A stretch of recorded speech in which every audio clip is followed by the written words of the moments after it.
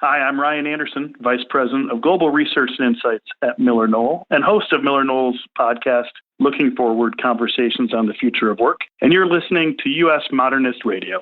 Mama don't allow no architecture around here. Mama don't allow no architecture around here. Oh, I don't care what Mama don't allow, gonna draw mine modern anyhow. Mama don't allow no architecture around here. Welcome to U.S. Modernist Radio, where we talk and laugh with people who enjoy, own, create, dream about, preserve, love, and hate modernist architecture, the most exciting and controversial buildings in the world. I'm Tom Guild. If you're considering buying a mid-century modern house, you're surely going to need some repairs, maybe as much as a full renovation. Most likely, you're not in construction or architecture, so you're going to need help, and you really don't want to screw it up. The good news is there are expert builders around the country who specialize in modernist houses, old and new. And today, we've got the Sultan of Schindler, Jeff Fink of LA and Santa Barbara, and later on, Drew Lang, principal of Lang Architecture, who will talk about Brick and Wonder, a networking group of design, construction, and real estate professionals based in New York. And now, your host, just back from a meeting of Brick and Wonder in New York, Mr. Modernism, George Smart. Thanks, Tom. Business networking groups have been around for decades.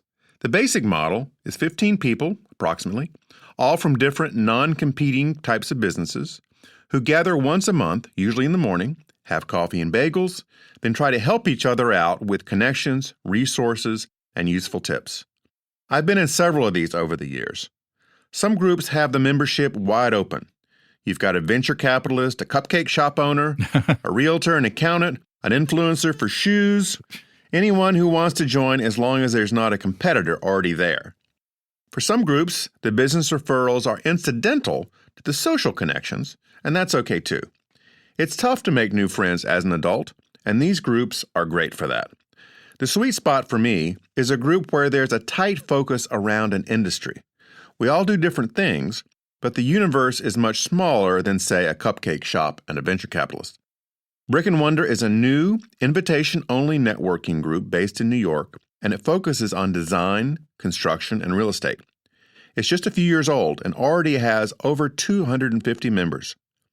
I attended my first meeting in New York earlier this year, and while we were all from different kinds of firms, the tight focus made our ability to help each other quite remarkable. I encourage everyone to check it out at brickandwonder.com and ask to be considered for membership. U.S. Modernist Radio is underwritten by Diane Bald and the Budman family, restoring significant architecture in Toronto, Los Angeles, Malibu, and Palm Springs.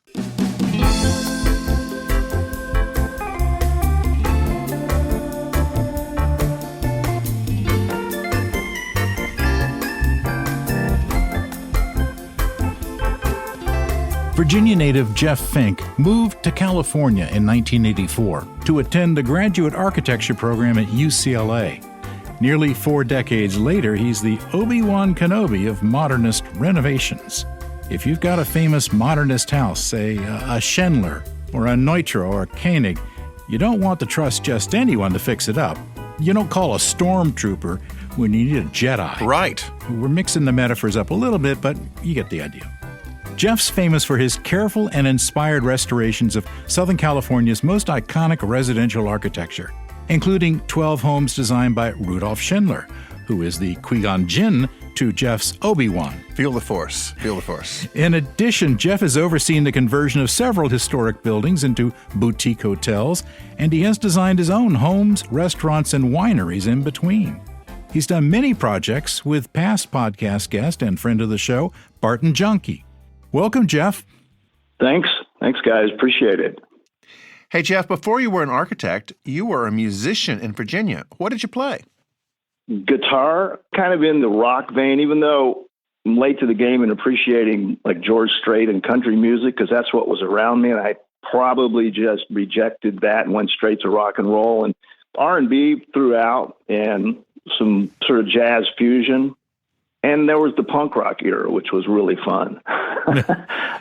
So it was that time, and it was a great experience being in the in the groove with your mates and your pals. And a lot of the music was improvisational too. So that was pretty good. Well, that would be pretty interesting with punk music. I Yeah. guess you must have played with a band. I did, yeah, but the punk rock revolution, kind of in retrospect, I mean, I still love a lot of those tunes, and they, it was a rejection of the excesses of the early 70s, Yep. 2-minute, 3-minute tunes, Ramones, and I mean, they still sound great. But we weren't like solid, just Dead Boys or something like that, even though we played a few of those tunes. It was, we added some other aspects to it, but that was an eye-opener. And it was a 3-piece band, so I was the only guitarist, and it was liberating and kind of, a lot of responsibility at the same time. So. And what made you decide to pursue architecture? Well, those of you that have played music professionally and been on the road, it's great and all, but it's not as glamorous as people might think it is.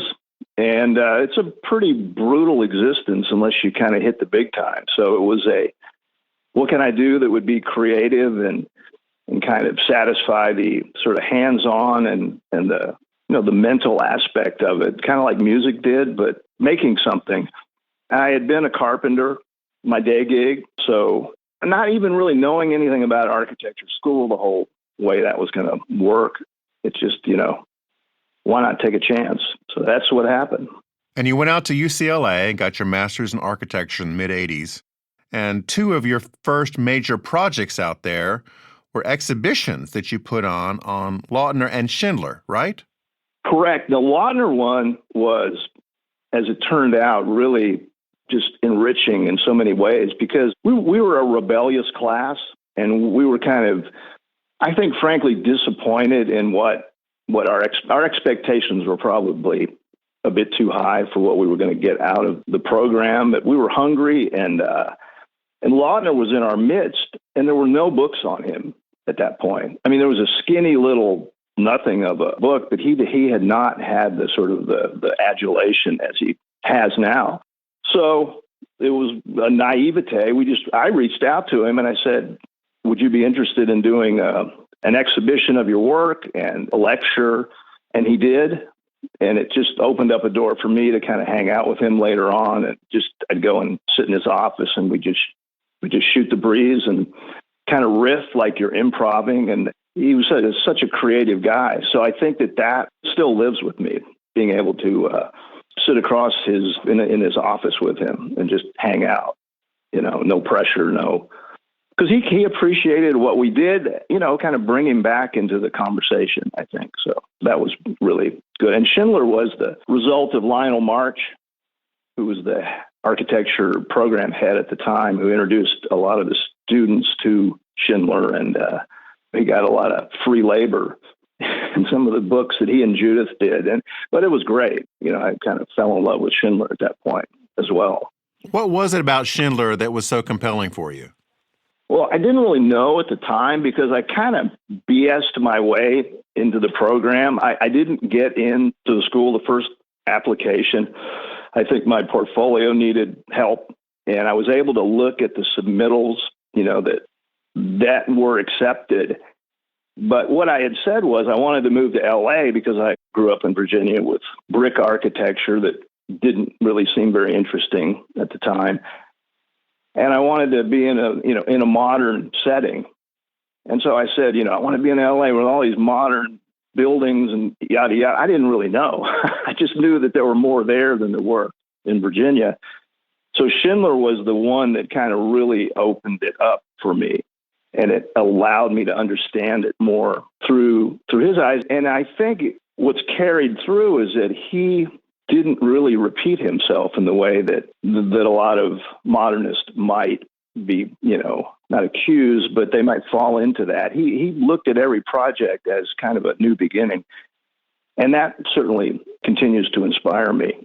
Now, he had his periods, but he just approached it really like an artist, I think. And that may have been why it was difficult for the press in the 30s and 40s to really kind of understand him. Now, I have lost count, Jeff, but somewhere on the order of maybe 30 or 40 iconic modernist houses in California you've been involved with over the years. The Fitzpatrick House by Schindler, the Callis House, the Howe House, the Roth House, all the houses for Michael Lefebvre. I mean, just dozens and dozens of very, very important houses. What was your first one that you worked on it, and how did you come to work with it? Well, there was something going on at the Buck House, and their front door was sticky. So, and they said, "Hey, can you get over there and take a look at this front door?" Well, so I get there, and this door goes all the way to the ceiling. There's no head space above the door, and it was kind of hitting the ceiling as it opened. So that was my first glimpse into this modern aesthetic, really. I mean, looking at it closely and having to try to fix something. Damn, how does this thing even work? I think it may have been a pivot door. I don't remember now, but I somehow managed to get it working well enough so that they could have their event. And so that was like, okay, this stuff's kind of crazy, really. It's cool, but it's functionally different than what I'm used to. And then Lionel's house, I did the Howe House, which he owned before Michael Lefebvre. A little side story there. I ended up playing matchmaker with those two. I'd met Michael along the way, and he said, "Hey, if you can introduce me to Lionel," because Lionel knew that he really couldn't fix that house up. Long story short, it kind of worked out, and Michael and I did the restoration. But I'd worked on Lionel's house a little bit. You know, I'm in Santa Barbara right now. It's raining really hard, and I think about all the flat-roofed houses out there that, you know, it's tough on a lot of them. As beautiful as they are, there is something necessary about pitched roofs in a lot of cases. But the first main one was the Walker House after the earthquake in '94. I'd been licensed 2 years. That had been damaged a bit in the Northridge earthquake. It kind of lit on fire after that. Really, it just kept kind of coming one after the other. We had on the show Susan Orlean and John Gillespie, for which you've worked on 2 Schindler houses. And they were just raving about the detail and the intricacy of these restorations. I mean, they were showing me in their living room where the ceiling work had been redone and how they had like 6 guys in there for months on scaffolds on their backs, like Michelangelo painting the Sistine Chapel, you know, scraping out these little grooves in the ceiling. I mean, that is an incredible amount of intricate work. And add some summer heat there. I know it was, that house falls into the Schindler period called the Schindler frame. They're essentially post and beam houses, so that the ceiling, what you're looking at is the structure. There are 2x6 Doug fir T&G boards that span probably around 10 feet to the beam layout. And each one of them, he designed a certain pattern. He didn't really repeat those either. He would design a certain groove pattern in that ceiling, and, you know, knives would be cut and the product would be manufactured. So it had coat and coat and coat of paint on it. Gray paint, battleship gray. The whole house was battleship gray. And so as we started revealing slowly, carefully, what it was going to look like, everyone got more and more excited because no one had seen that in years. But it had to be done really carefully. I've unfortunately seen some examples. It was in a Schindler house, which I will not, I'm conveniently forgetting the name of it. That's okay. But they had sandblasted the ceiling and it obliterated the detail. I mean, it took away all the edges of it, and definitely not the way to do it. I don't usually hear sandblasting as a restoration tool. Yeah. Yeah. I was frankly, I went in there, I saw this house, and I was, damn, you didn't do that, did you? And I felt it, and it was like, yeah, I mean, we really do take these restorations personally. I mean, for a certain period of time, I think we and the crew have a certain ownership over it.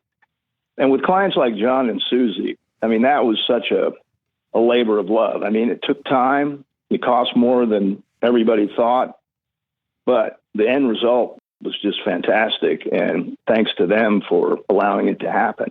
So you got to have a good client too, George, So That's right. So how do people find you, Jeff? Because you're one of the few guests we've had where there's almost nothing about them on the internet.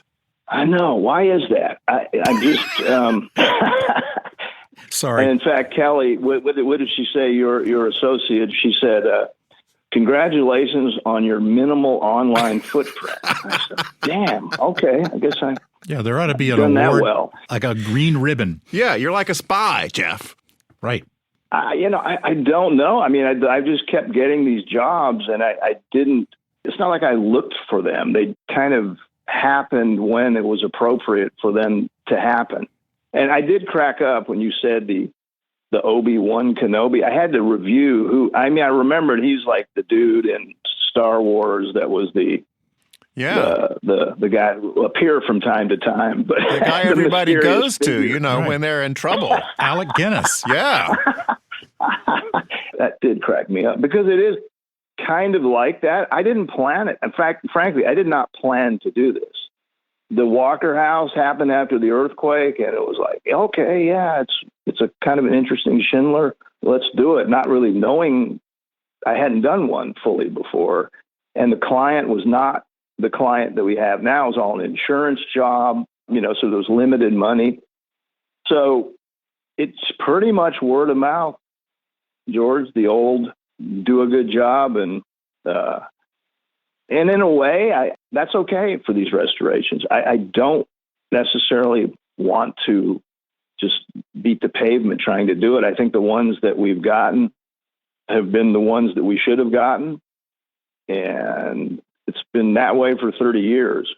And we're doing a couple now. We're not a Schindler, but we're doing a sort of, I think it would be called a dependency of a large house in Pasadena. It's actually named, it's the Coach House, and it was designed by Bertram Goodhue in 1916. It's been remodeled. It's been altered a bit and added on to, but when we're done with it, it'll be pretty cool. So it's just from, I don't know, the word kind of got out in the LA community over the years. Are you suggesting that I put together a glorious website and no, not at all. I think you're doing fine, Jeff. If there were crickets out there and business just sucked, maybe so, but it doesn't sound like you need it. Well, people had to go to the planet where Obi-Wan was and find him personally to get his help. I mean, they just didn't send an email. Yeah, he didn't have a website. Yeah, he didn't have a website, exactly. Now, Jeff, Julius Schulman, famous architectural photographer, was an acquaintance of the Fitzpatrick Leland House and was actually instrumental in introducing Leland to the work of Schindler. Schulman subsequently photographed the house and said he really liked the changes that you made with Leland. Well, I got to meet Julius at kind of the end of his life, and he lived just up the street from the house. Mostly what happened there was the stripping away of bad alterations and kind of the reintroduction of original details. So as far as changes go, most of what we did was revealing and restoring and just reintroducing what was there originally. And because that house is an interesting house where it's perched on the hillside, and Schindler had a lot of design ability. His facility with design is frankly kind of overwhelming sometimes. He makes it look really easy. When people try to copy his tectonic sort of shapes, it just doesn't come. He could work with something that in most people's hands would become really clumsy and awkward. But that house was him, I think, saying, stand aside, get out of the way. I'm going to show you some international style architecture. He had a few of those in that mid-30s period, and that one was strong in that way. So that to kind of reinforce that was fun to do, to bring that back, and just that muscularity and that very defined shapes and interlocking horizontal and vertical elements. And I got that job because Russ Leland, who's become a good friend, and actually we built his house for him a few years ago. There was something wrong with the house, and he couldn't figure out what it was. It was a lean, a tilt. So I'd not met the guy. I was referred to him. I'm in his living room. After about an hour, I said, Russ, the problem is this big fireplace mass. It's tilted, it's settled, it's pulling the whole house down with it. And he bought into that, and that was what it was. And so we had to do a lot of stuff. We had to jack up this 200,000-pound, 3-story fireplace and hopefully have the house pull up with it. So I'm glad Julius approved. I mean, he was so important in spreading the spreading the gospel about modern architecture. I mean, his photographs they're iconic for a reason. That they just show so much. They have emotion in them. So I'm glad to hear it. I don't know if I knew that, but I'm glad he approved. I wanted to ask you, Jeff, for our listeners out there who have modernist houses all across the country, not the iconic ones you're used to working with, but just sort of regular houses in communities and neighborhoods. And these people are thinking about doing renovations. And as we know, not every contractor, builder can handle a modernist house. What kind of questions should they be asking builders when they interview them about a modernist renovation? Well, it depends on how far they want to go with it. For example, if it's a wood house and it was originally had some color or some stain, and they're interested in reviving that, bringing that back, or having something close to that, can this builder achieve that? I think it really depends upon the owner in a lot of cases. And I've found that the owners of these houses have become more and more knowledgeable. They've done a lot of research. They don't want to screw it up. It just takes a lot of TLC and not doing too much. Sometimes you have to leave certain things alone, too. You can't always fix everything. Because like the Fitzpatrick, there were some other areas on that house that were a little bit out of whack, but they were okay. It was just with our trained eyes, we could see it, but it would have been devastatingly invasive to try to fix that. So you have to learn to live with things sometimes. Cantilevers can sag. Some you can fix. Some you just kind of have to bolster up and do the best you can. We have figured out ways to sort of hide the kind of efforts we need to make to try to make something look a little bit better without completely re-engineering it. And the other thing is does the house have any insulation in the walls, insulation on the roof? If it's a flat roofed house, it's kind of tricky to do without fattening up the edges of the roof. So there are ways to do that. Electrical and heating. Heating is the tricky one. Because if it's a house built in the 20s, it's likely that that's been redone several times. But when we did the Howe house, it still had the old gravity furnace down in the basement. We had to put in forced air. We put in air conditioning. Fortunately, the ductwork had chases. I mean, that's a complicated one. To have these thin roofed houses that there's no cavity in them to do any of that, it has to be underfloor. So there's all those kind of things to think about. I mean, we still have to be very careful of each one, even though we've done a lot of them. Everyone is different, and we don't want to screw it up. Well, of course. And I think it's like physician do no harm. It kind of has to start there. Certain things, you'll have to live with them. But finishes, interior materials, tile, those things can certainly be brought to modern standards. We almost always have to redo the kitchen. Like in the Kalis house, the Schindler house that John and Susan Orlean are in, we brought the old kitchen cabinets back. The kitchen had been kind of done a couple of times, not very well. And there were a few photographs around that showed these kind of angled cabinets, these uppers. And we rebuilt those, and you understood why they were angled, because the walls were angled, and they ended up looking awesome.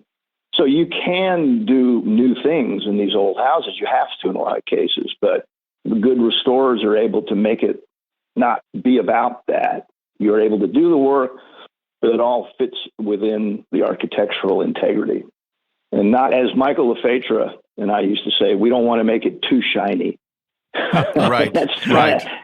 We want to keep some patina when you can. I mean, it's like an old, beautiful car that's unrestored. There's something more valuable and more interesting about perhaps my favorite car, the 300 SL Mercedes. I've seen some of the old ones that have never been restored, and it's just, there's something cool about, or an old guitar that hasn't been refinished.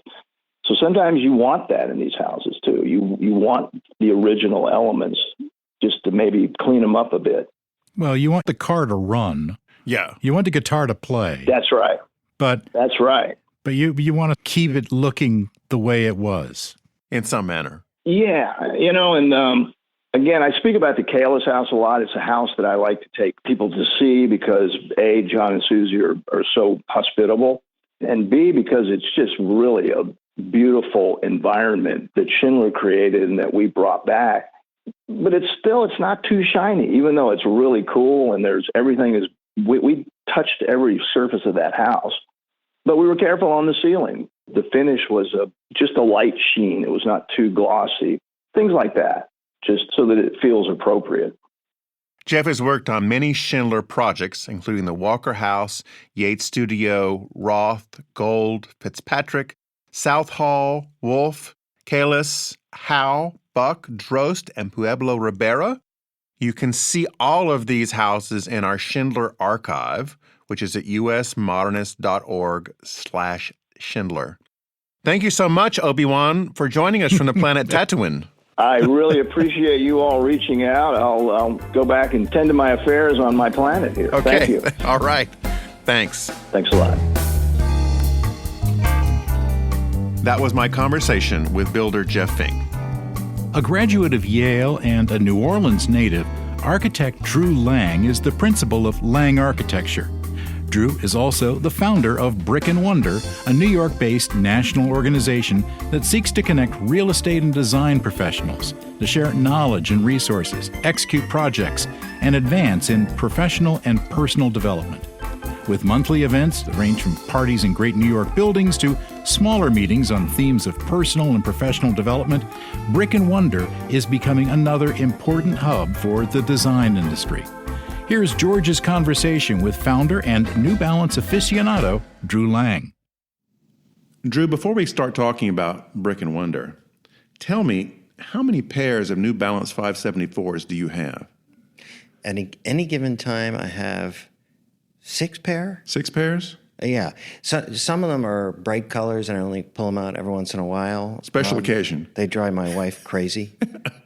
Yeah. But no, the everyday 574s are just the standard classic blacks and blues. Every once in a while, I buy that classic gray that's sort of ugly. Yeah. Yeah. But it's usually the blacks and the blues. Yeah. Now, what is it about these shoes They're that are just so... really comfortable. Yeah. They're just really comfortable. And, they have a clean, classic look that passes muster, right? They're sort of slightly ugly, but slightly nice in a classic sense. And they work pretty much with everything I wear. Now, I went to the University Club for lunch yesterday, which is a rarity. That's a kind of once-a-year event. I have a close colleague who's a member there, and he always wants to go to lunch there. Couldn't wear them there. Oh, right. So my feet were really suffering yesterday. No, it's really because they're super comfortable. They're the most comfortable shoes, and that's why I wear them. And it's also, of course, and you've heard this adage before, really nice that I don't have to think about the shoes that I'm going to put on in the morning. It's just going to be those shoes, right? So, case in point, here they are. Yeah, every day. Are these collector type shoes? No. Or they're just... No. I ordered them on Zappos for years. Now I just go directly to the New Balance website. Okay. Yeah. They're not collector items. They just still make the classic 574 New Balance shoes the same way they've always made them. And I've tried newer models of New Balance, and they're just not as comfortable for me, right? Everyone's body, everyone's foot is different, right? But these are just the shoes that work for me. Do they have your picture up at the factory somewhere, maybe? I'm sure I'm not unique, George. I can't be the only crazy person who only wears these shoes. Yeah. Well, it was enough of a thing that we found out that was one of your... I'm impressed. Your favorite things. I'm impressed. Brick and Wonder, how did that name come about? I assume it was brick and mortar combined with something? No, we've named a bunch of different things. We're really interested in branding here with the things that we do. And so sometimes we do the naming ourselves internally, and sometimes we bring in a partner, a consultant who's a naming expert. Okay. He's a wordsmith other than naming, but his shtick is naming. He named the Wii for Nintendo, things like this. Really? Yeah. Oh, yeah. He's the real deal, and he's a great guy. His name is Scott Milano, and his company is called Tanj, Tanj, short for tangible. So he worked with us to develop the name, and it's a really fun process naming something. And it went like this. We had a series of conversations and expressed to him the values and the interests and objectives we have with Brick and Wonder, and we worked back and forth. And it's mostly about finding the fit that expresses the brand, but it's also about doing research into URLs, what's available out there in the world, what you can buy for a nominal amount on GoDaddy versus, buying for an arm and a leg off of someone who's already bought it and is sitting on it and, trying to make a killing, right? So we didn't want to run into any of those names that we had to pay a lot for. So I actually don't like to talk about the derivation of where, Brick and Wonder came from, but if you, needle me enough along the way, maybe I'll come back and tell you. Okay. Well, that's incentive right there. All right. When did this start up? Originally 5 years ago, but in its current form, it's about to be 3 years old. We started in 2019, just before the pandemic hit, right? So 2020 comes and, boom, Brick and Wonder starts and the pandemic happened. So it being a community that's largely about connecting people physically in person with one another, pandemic made that challenging. Yeah, that is very challenging. Yeah. That's about the time I heard of it, was in 2019. Yeah, because that's the time that it launched in its current form. Before that, we were really just in strategy mode. We first launched a blog, and you'll appreciate this. The blog was essentially a listing of architecturally significant houses for sale. Most of them were modernist homes for sale, right? So you probably find some of those online still somewhere, but they're not any longer on our website. Maybe we'll come back to that chapter because it was fun. But that was a placeholder, right, while we figured out what Brick and Wonder was. Then we launched what we called a beta. We tested some software that we built, which was a marketplace where project opportunities were published into this marketplace, and our members either expressed interest in those opportunities if they appealed to them, or they could make a referral of those opportunities that they thought might be of interest to colleagues of theirs, whether they were Brick and Wonder member or not. And while we tested this marketplace, we also at the same time gathered people together around the conference table in our office once a month, and we discussed topics of interest, generally challenges that were common to all of us. Yeah. And kind of like a Vistage executive model. That's right. Yeah. That's right. Exactly. And people loved those conversations. I loved those conversations, and people really couldn't get enough of them. Same people kept showing up and wanting to have these conversations. Those same people were in the marketplace, but the sense of connection, the positive sense of connection, and a sense of momentum that we felt in these conversations we were having with colleagues, sort of the opposite was happening in the marketplace. Rather than relationships forming, which is really what we were interested in testing. Can people develop relationships at the same time that they're coming together around a project opportunity that involves a transaction, right? Can those two things coexist? And what we found is they really can't, at least not in the sense that we're looking for relationships to take hold. I mean, it's our view that meaningful work over time comes out of people and their relationships with one another. And look, we want that to coexist with talent and vision and an expression of those things in project form. But really where it comes from is the people and their relationships, Also, that's where the joy comes from and, that sense of wonder, right? So, of course, building with bricks, but we're looking for the wonder part of it. And we shut down the marketplace, the online marketplace that's sitting on a shelf right now. Maybe we bring that back at some point, right? Where we feel like we've built the foundation of the community and the values that we hold dear really take hold. But for the time being, we have gone back to just being an old-fashioned relationship-building network. Yeah. With people in our world of real estate and design. With like interests can meet each other and discover each other. That's right. I guess that is a little bit more open than, say, something like the AIA, where you really have to be an architect to be in that universe most of the time. So you're getting a bigger cross-section of the construction and design community in this. Very much so. Very much so. The entire built environment ecosystem is how we think of it. So it's the real estate investors and the developers through to the real estate brokers, the insurance folks, the attorneys, the architects, the designers, all the way through to the builders and all the building supply companies, then the photographers and the stylists and, all the marketing and sales folks on the other end. It's the full spectrum, right? And of course, all this comes full circle, as you know, as well as anyone else. Buildings have a life cycle.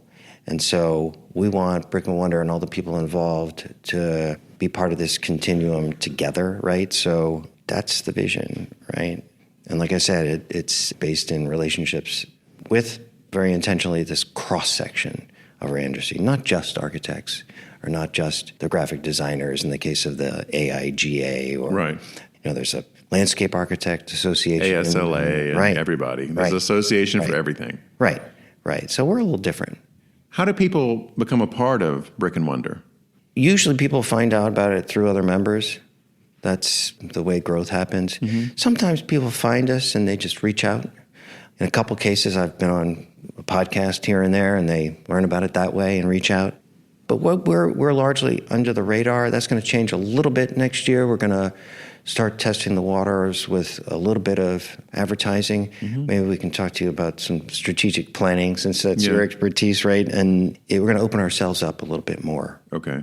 We feel like we really know who we are and where we want to go, such that we can open ourselves up a bit more and step up the growth a bit. The worry, though, is we don't want to grow too quickly. We feel like if we grow too quickly, that risk a dilution of what we're doing, dilution of people's attention and relationships with each other, because that's at its core what it's about. One of the things that impressed me about the group, which is just basic customer service, is that when I first inquired about it, I got an answer back like within an hour or two. That rarely happens anywhere these days. So that's a plus for Brick and Wonder already. I assume that's something you have as part of your strategy. It is. I mean, it's a testament to our team, too.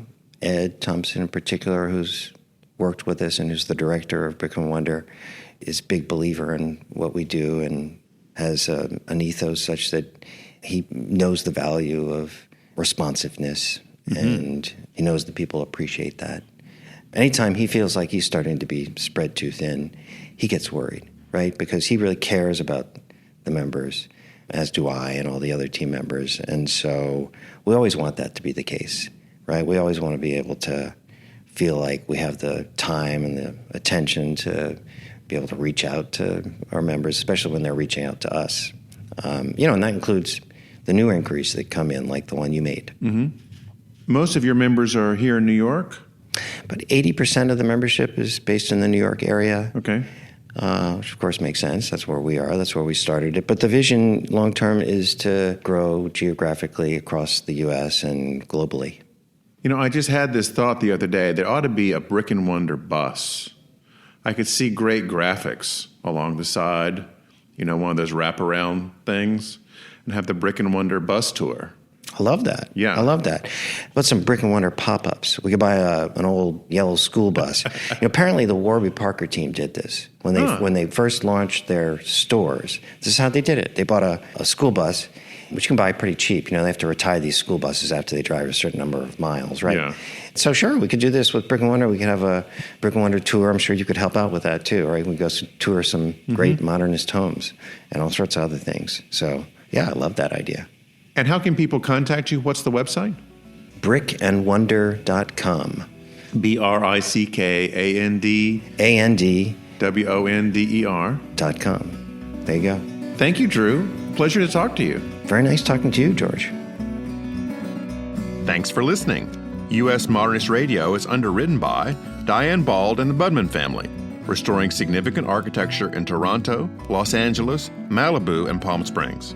Visit usmodernist.org's massive archives to listen to past shows, discover documentation of 15,000 significant modernist houses, and access 4.1 million pages of classic 20th century architecture magazines. U.S. Modernist Radio is produced by Soundtracks Recording Studios in Raleigh, North Carolina. Our theme song was performed by George Smart and Robinson Earl. Kelly Policelli did our guest research. U.S. Modernist Radio is a production of Modernist Archive Incorporated, a nonprofit educational archive for the documentation, preservation, and promotion of modernist residential design. I'm Tom Guild. And I'm George Smart. Tom and I will be back next week to this locality to have a heaping helping of that great modernity. Modernism, that is. Swimming pools, flat roofs, martinis, and movie stars. Y'all come back now, you hear?